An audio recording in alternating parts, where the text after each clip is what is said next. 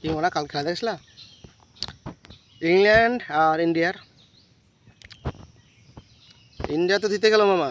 আপনার বাংলাদেশ আর পাকিস্তান যেভাবে পরিকল্পনা করেছিল যে ইন্ডিয়াকে হারাতে হবে, ইন্ডিয়া হারলে ভালো, কিন্তু ছাই পড়ে গেল মুখে, না মুখে ছাই পড়ে গেল, বাংলাদেশ আর পাকিস্তানের মুখে ছাই পড়ে গেল, ইন্ডিয়াকে হারাতে পারলো না।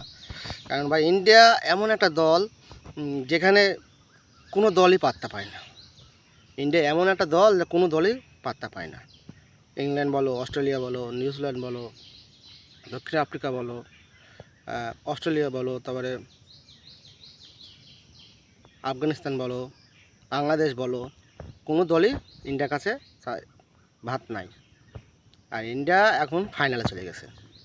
আর ইন্ডিয়াকে হারানোর মতন কোনো প্লেয়ার এই পর্যন্ত জন্মায়নি আর জন্মাবো না।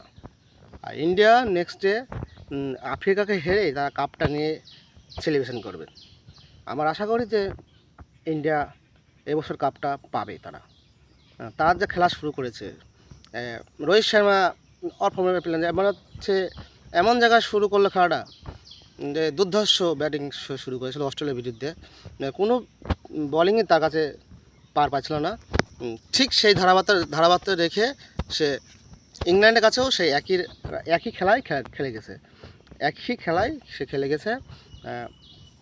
তাতে বোঝা যায় যে রোহিত শর্মা আবার নিজের ফর্মে ফিরে এসেছে। তবে এটা কিন্তু লিটন দাস না, এইটা কিন্তু লিটন দাস না যে ফর্মে ফিরবে। এইটা কিন্তু তোমার বাবু আজম না যে সে ফর্মে ফিরবে। এখন এরা দুজন যেভাবে পরিকল্পনা করেছিল ইন্ডিয়াকে হারানোর জন্য, সেই ইন্ডিয়া হারলো না।